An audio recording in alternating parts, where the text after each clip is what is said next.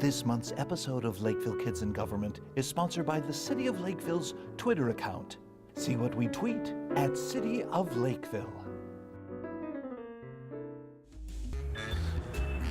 Over the river, through the woods, down the trail, going up the slide, swinging sideways on the swing, making sure that you're yeah.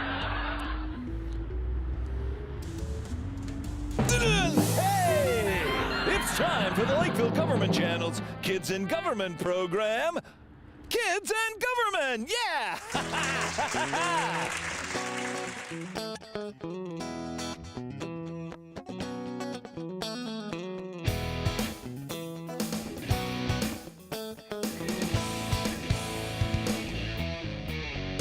On today's show, join Wordy Wolf as he takes a look inside the new Holyoke water tower with Public Works Director Chris Petrie.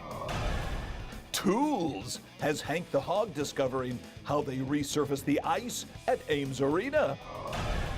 Justin Beaver is out to educate himself and find out why elected officials take an oath. The Fall Sisters return for another edition of the world's fastest growing game show, What's That? And don't forget to watch our Puppet Blooper segment, Lake Force Team HD News Update, an all-new quizzical quiz, and kids' quick tips throughout the show. And I'm Roger Mildewstain, your announcer. And now here's the host of Kids in Government, R.R. the Raccoon. Greetings, everyone, and welcome to another edition of Lakeville Kids in Government.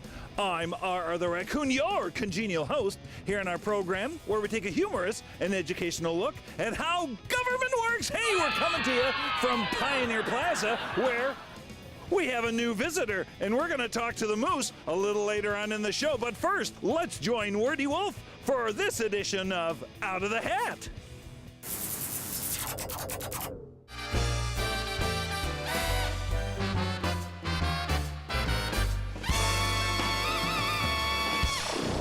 Hello there, everyone. Wordy Wolf here for another exciting edition of Out of the Hat, the segment where I, Wordy Wolf, put names of city employees into my hat.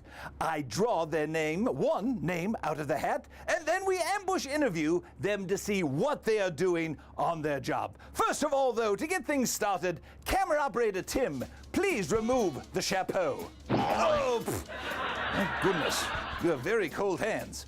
All right, now camera operator Tim, put the names into the hat. And then we will pick a name out of the hat, and the person we will be ambush interviewing is our Public Works Director, Chris Petrie. He is at the Holyoke Water Tower. So follow me as we meet Public Works Director Chris Petrie. Camera operator Tim, please put back the chapeau. That's a hat. Where is it? Thank you so much. Oh, brother, I need to get a new camera operator.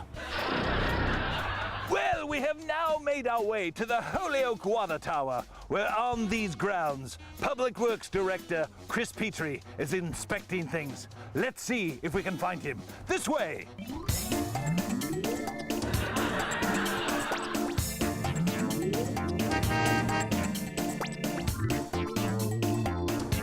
Here we are! Oh, there he is, ladies and gentlemen. Public Works Director Chris Petrie. Come on out here, Chris. All right. How are you today? Great. How about you? Oh, I'm doing fantastic. I thought we'd go inside to see what it looked like inside the shaft of the water tower. Can we go inside? We surely can. Let's go in. Here we go. Oh, this is very exciting, folks. We are now inside the shaft of the water tower. Chris Petrie, tell me about this location. Where are we inside the shaft? Well, Wordy, we're on the mezzanine level of the water tower, which is the second floor. This is where all of the communications equipment, if you drive by, you see on water towers, a lot of them have antennas. This is where all of that equipment will be kept. So we're about 20 feet off the ground, up one flight of stairs, and then this is kind of the opening of the tower, of the shaft. Above us is the 2 million gallons of water that this water tower holds. All right, well, now here's the big moment we've all been waiting for. Drum roll, please. let's look up and see what it looks like. Whoa. Very nice. Now what's that belly button thing that's in the middle of that? That's the manway access to get up through the tank onto the top of the tank. So there's a tube right through the middle of the actual tank that gets you up to the top of the tower where the navigation lights and all the antennas usually are. Wow, so camera operator Tim is showing us kind of a stairway that goes up. Is that if they need to go up and do maintenance? That's exactly what that's for, Wordy. That's available for any staff to be able to climb the tank safely. You see the different things along the way and get up to that point that they can climb through the tank. So maybe at a future program, we could maybe go up there and see what it looks like up there? We might be able to do that. We'll have to train you in the proper climbing techniques. Oh, I'd love it. Well, Chris, thank you so much for being on this edition of Out of the Hat. You're more than welcome. We'll see you next time, folks. This was very cool. Thank you, Chris. You bet.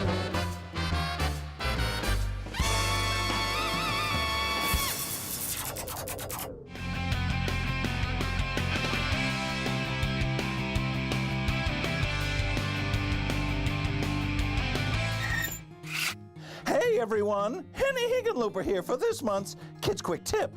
I'm laying on the floor near a power cord and outlet to talk about holiday electrical safety. Keep unprotected cords out of the path of foot traffic and furniture to prevent fraying, overheating, and tripping. And never run a cord under a rug. It prevents the cord from releasing its heat and could lead to a fire. This is Henny Higginlooper. Could someone please help me up? My curlers are stuck in the rug.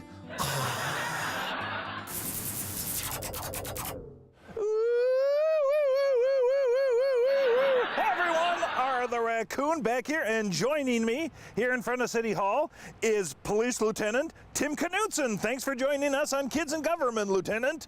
Happy to be here. Excellent. Hey, big question with the winter weather season upon us. I need to ask you two questions. What is a snowbird, and how does it affect winter parking regulations here in Lakeville? Okay, well, a snowbird is when a car is parked on the street after a plowable snowfall. So if your car is parked on the street and the snowplow goes around it and you can see where the snowplow is gone, that means it's a snowbird.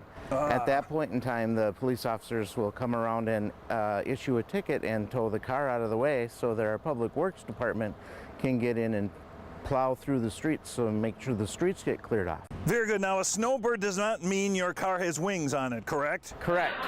You are correct. It's not going to fly away and magically get out of the way so the snowplows can clear it. No, we have to help it get out of the way. And what are the parking regulations that we have going during the winter season, Lieutenant? Well, from November through March, we have what we call our winter parking regulations, and that is you can't park on the street between 2 o'clock in the morning and 6 o'clock in the morning. And what that does is it helps us prevent there from being snowbirds out there. So really everybody should have their cars moved off by 2 o'clock in the morning, and that's a lot of times when the snowplows are going by your house in the middle of the night.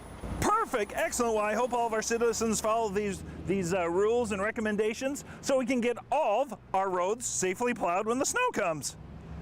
Thank you. Oh, no, well, thank you. Hey, look in the camera there, Lieutenant, and say, here's what's up next on Kids in Government. Here's up what's next on Kids in Government. Can I drive your squad? Not today. All right, I'll get some training, then maybe I can. All right. Thanks.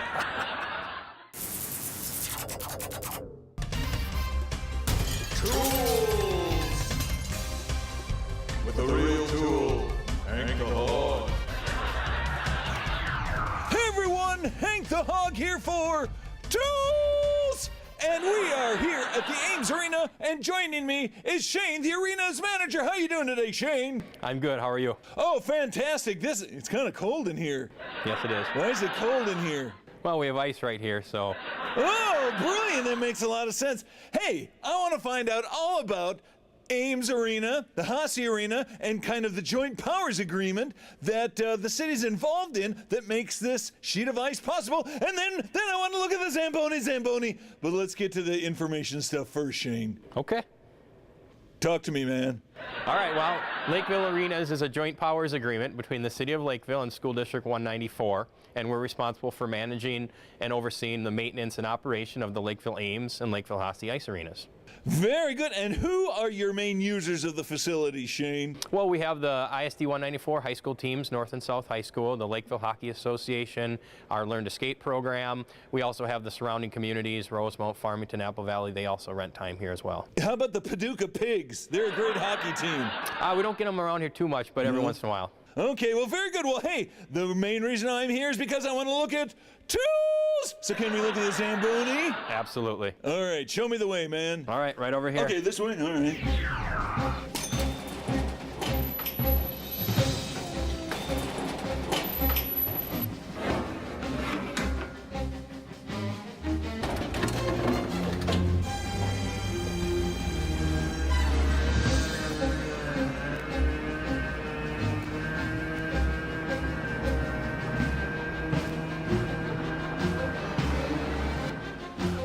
Shane, this is it, the one, the only unofficial Zamboni ice resurfacer, correct? Yes, it is. Hey, can we look under the hood and see how this baby works? Absolutely. Let me open it up. Oh, cool. Let's take a look.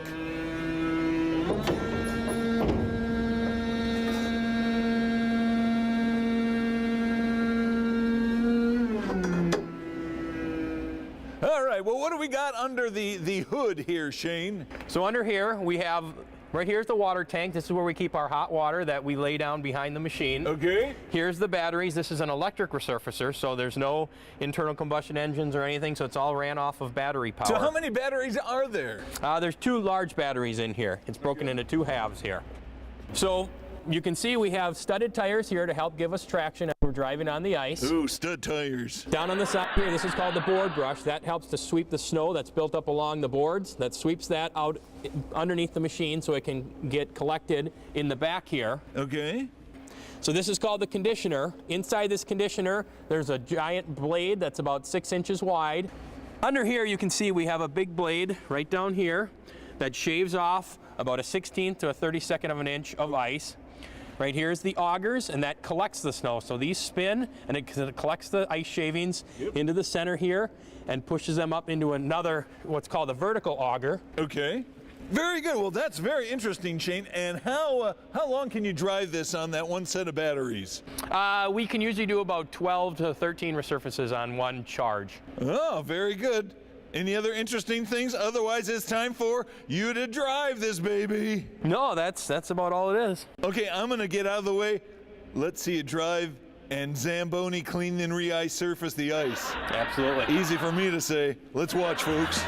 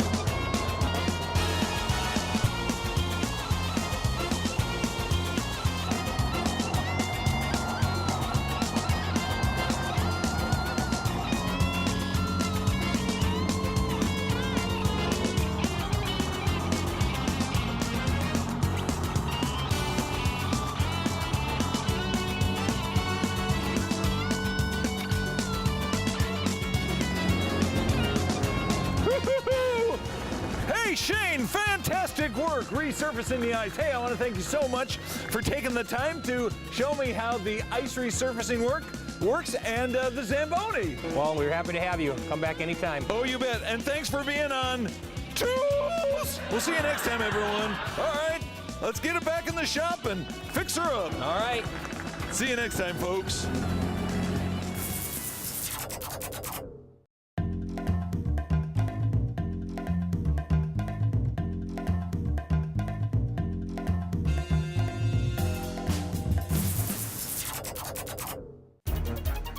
From southwestern central Dakota County, in other words, Lakeville, this is a Lake Force Team HD 360-degree non-action news update with Ted Pickle. Hello, everyone. Ted Pickle reporting. And now the news presented in the wonder of 360 degrees. I hate to be personal, but do you tweet? If the answer is yes, so does the City of Lakeville. You can get city tweets from @City of Lakeville. You can also get tweets from many city departments, including Lakeville Area Arts Center, Police Department, even the city administrator, and much more. These updates include upcoming events and city news. The recreational vehicle dump site located near the city's water treatment facility remains open. However, the lower temperatures we are experiencing this time of year, the water used for rinsing at the site has been turned off. Please make a note of this if you use this convenient city facility. And finally, city offices will be closed over the Christmas and New Year's holidays. Those dates include Friday, December 24th, Monday, December 26th, and Monday, January 2nd, 2017. Please conduct your city business around those dates. Thank you for your cooperation. This has been a Lake Forest Team HD, award-winning, 360-degree, non-action news update. I'm Ted Pickle! Have a happy holiday season.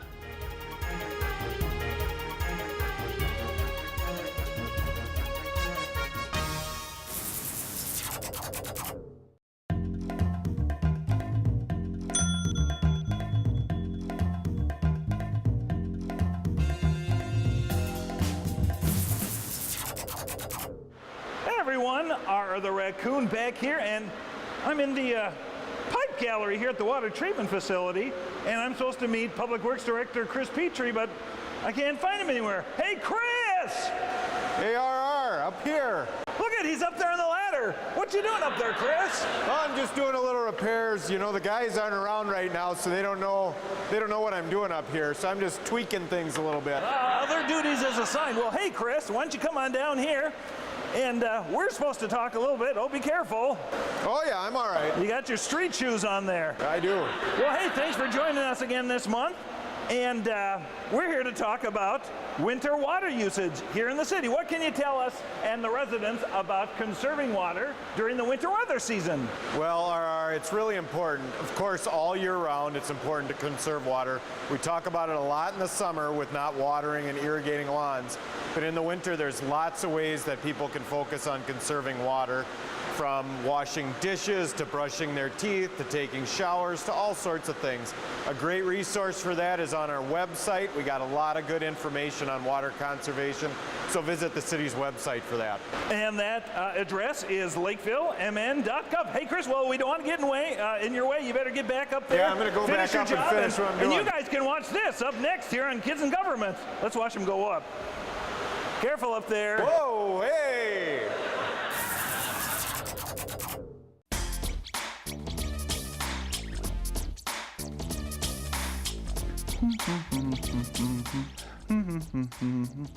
Oh, hey folks, Justin Bieber hanging around, keeping it real. Hey, recently, I've been keeping a low profile here in my beaver dam by watching a little TV and some videos on the internet. But as I'm watching stuff, I keep seeing the same things. People taking the oath of office. I've seen past presidents taking the oath, I've seen city workers taking the oath, and I've seen firefighters and police officers taking an oath. I'm not really sure why they're all doing that, but my curiosity has me interested. I think I'm gonna do a little checking out for myself and see if I understand why folks take the oath. My first stop was at Lakeville City Hall. I first spoke to City Clerk Char Fridges. I had seen her on TV giving an oath to a city employee and thought she would be perfect to speak with first. Okay, Char, tell me, why do people take an oath of office? State law requires that certain elected officials take an oath of office before they begin their official duties to the office that they've been elected to or appointed to. So, and who gets to take the oath of office? Well, our elected officials in Lakeville, so the mayor and but all 4 city council members have to take an oath the first meeting of the year after they've been elected. Some appointed officials also take the oath of office just as a ceremonial promise or affirmation that they will support the Constitution of the United States and of the city of Lakeville in performing their duties. I then made my way to Lakeville Fire Station number 4 and had a chat with Fire Chief Mike Meyer. I saw him on YouTube giving the oath of office to new firefighter recruits. So Mike, I was speaking with City Clerk Char Fregis, and she told me why elected officials take the oath of office, but I happened to be watching the government channel, and I saw firefighters, and I even once saw police officers taking the oath of office. Why do they do that? For the firefighters, it's more of a, for the end of their probation, so a sense that they are now a firefighter. They've completed all their training, so it's a tradition that we have within Lakeville Fire Department. It's a tradition within the fire service also.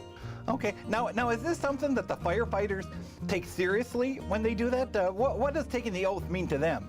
It's a sense of accomplishment for them, so they've completed all their initial firefighter training.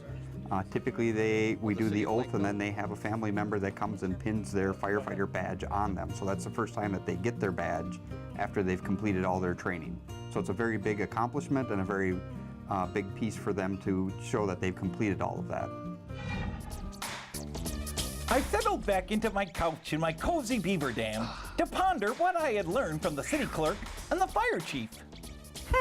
Gee, I guess individuals who take these oaths have jobs and duties that require them to have a position of trust and importance and promise to do these jobs as best they can using their judgment and abilities. This is Justin Bieber, keeping it real. See you next time. Here's hoping you're Beavlevers too. Oh boy, this is good. Music.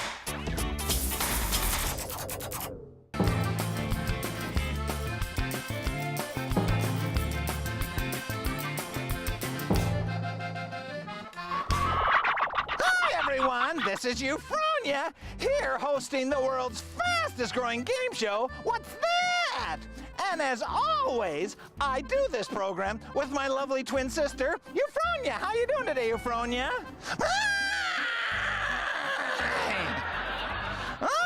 She has a lovely and soothing voice, doesn't she, folks? Well, this is the rule of our game show.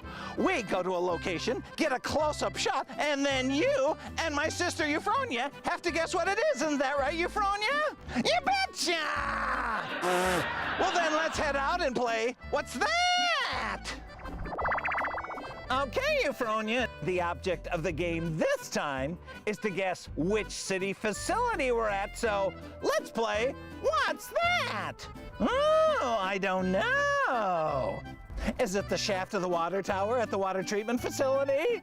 Is it the flagpole at the police station? Is it the gigantic custom that's on the grounds of the central maintenance facility? Those were some good guesses, Euphronia, but you were completely wrong because it's the columns of the entrance to the Heritage Center.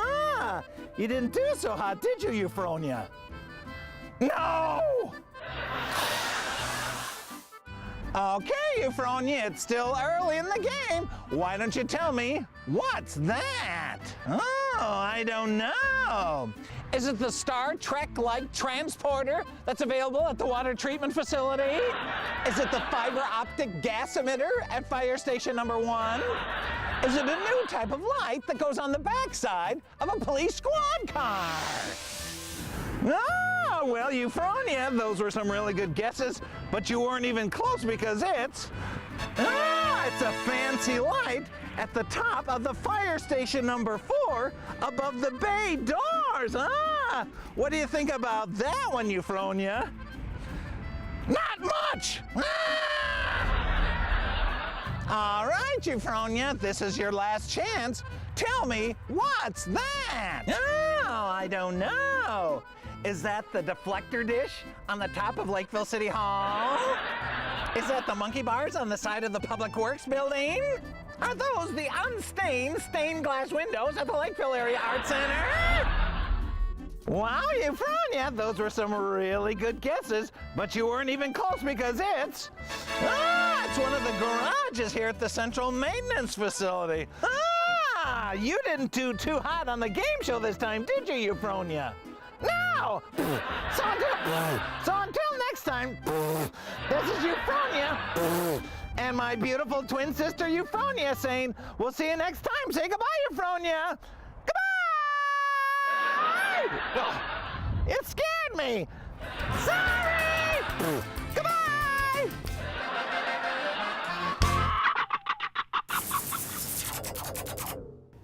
You like it when puppets mess up their lines? You like it when puppets don't know what they're talking about?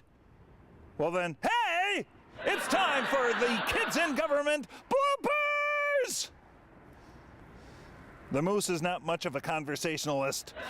Here's the bloops!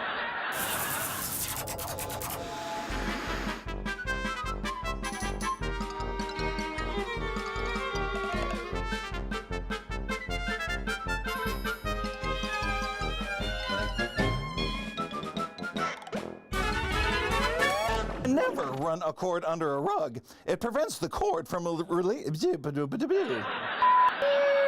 Hey everyone! It's Walter! Take two! Hi everyone, this is Euphronia. Hello there, everyone. Woody Wolf here for this. Don't look at me like that. You make me nervous. She has a lovely and soothing voice. Oh, hey, everyone. Don't like, I was talking with City Clerk Sharp. I was talking to Sharp Regis, the city clerk. That's her. Of 360 degrees. Oh, wait a minute. I needed to go the other way. I went the wrong way.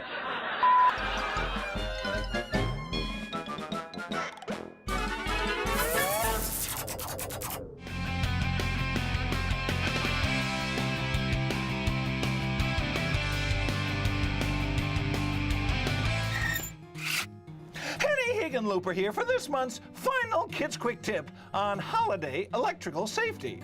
You should never daisy chain power strips or surge protectors into other power strips and/or extension cords. This increases the possibility of overloading the power strip and could end up with the possibility of fire. Also, make sure if you do use a power strip, you don't have to fill up all the plugs like camera operator Tim does. Ugh, unbelievable. This is Henny Hickenlooper, encouraging everyone to stay safe this holiday season. What does he have plugged in here? His iPhone, his phone, everything. Tim, you need to come here and unplug some of these things. Oh, tisk, tisk, tisk.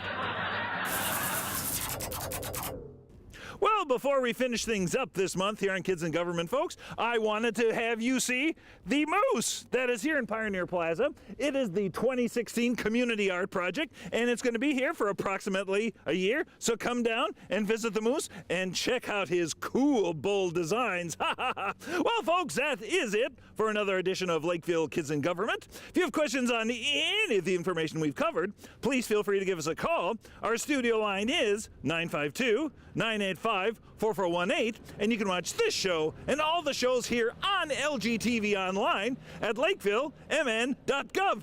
Well, for me and the Moose, we're glad you joined us this month, and we'll see you next month for an all-new edition of Lakeville Kids in Government. We'll see you next time. Goodbye, everybody. Excuse me. Almost ran into the Moose. I'll go this way. Goodbye, everybody.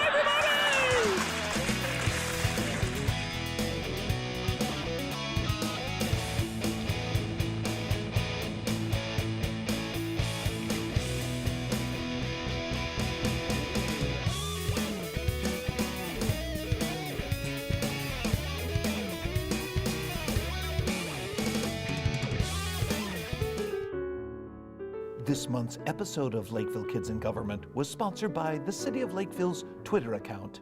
See what we tweet at City of Lakeville.